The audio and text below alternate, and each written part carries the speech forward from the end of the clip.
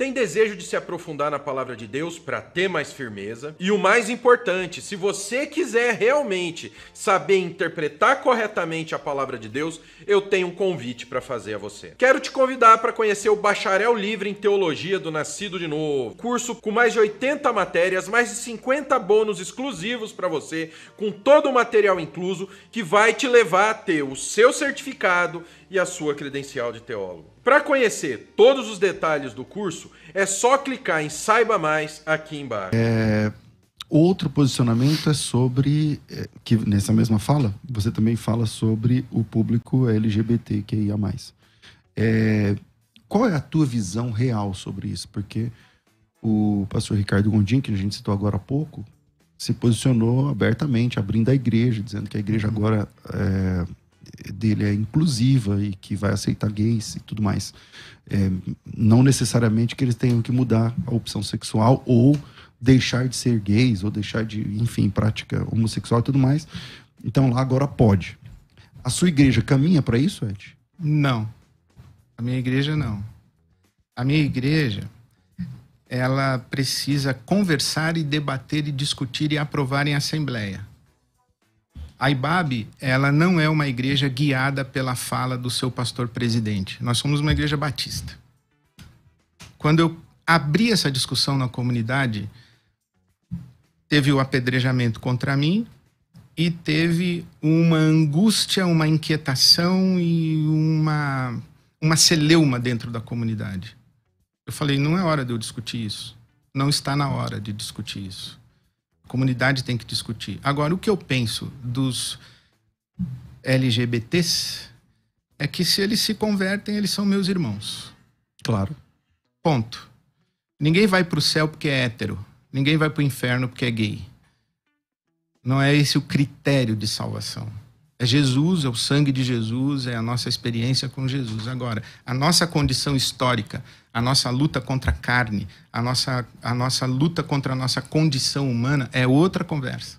A igreja tá cheia de gente que veio de experiências assim, se converteram e são os nossos irmãos, ok. E muitas pessoas na IBAB hoje, na nossa comunidade, são homossexuais ou homoafetivas, têm relacionamentos homossexuais e homoafetivos, frequentam a comunidade e é o tempo delas, elas vão decidir o que elas vão fazer com a vida delas.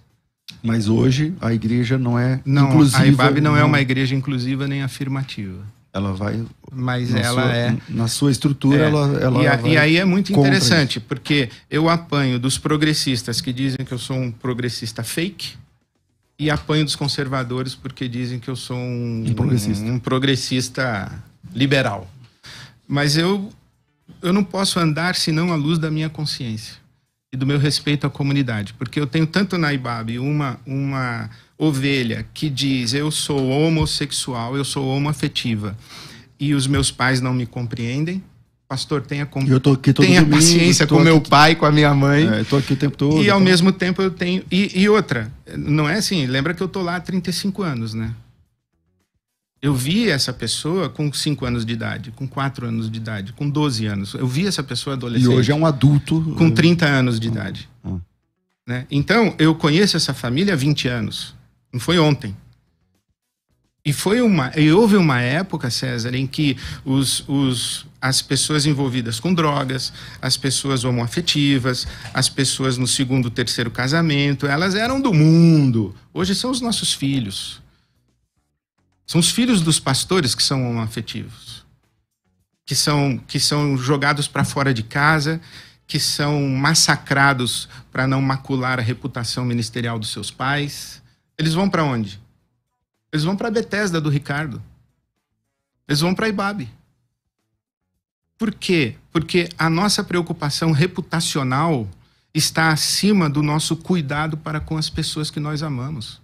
Inclusive os nossos próprios filhos. Quer dizer, isso é mais escandaloso e mais pecaminoso do que a condição homoafetiva, então, se é que ela é. Então vamos lá, ok. Mas se converter... como é que eu vou formular isso?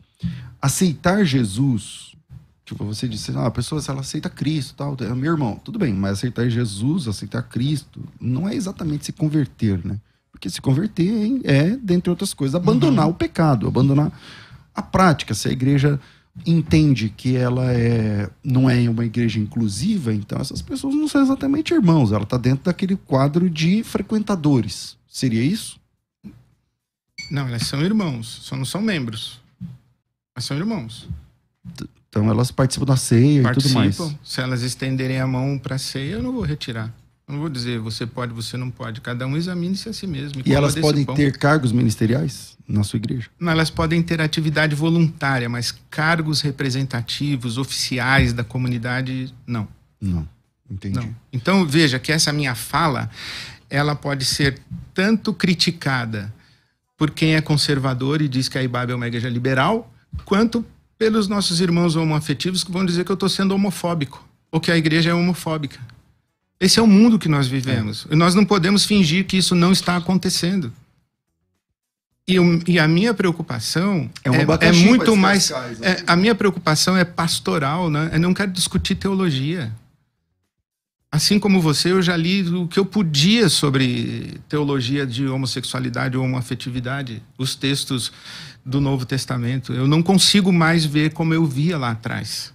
Não consigo dar passos que alguns irmãos já foram muito mais adiante do que eu. Mas eu não tenho como não estender a mão da comunhão e abrir os braços de fraternidade, de acolhimento e dizer, vocês são os meus irmãos, bem-vindos à comunidade.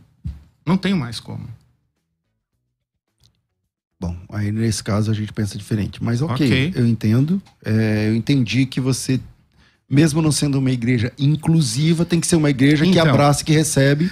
Mas eu vou dar um outro exemplo para você, César. Eu fui num grupo pequeno da nossa igreja, no meio dessa celeuma, e eles queriam que eu dissesse que a igreja não é inclusiva.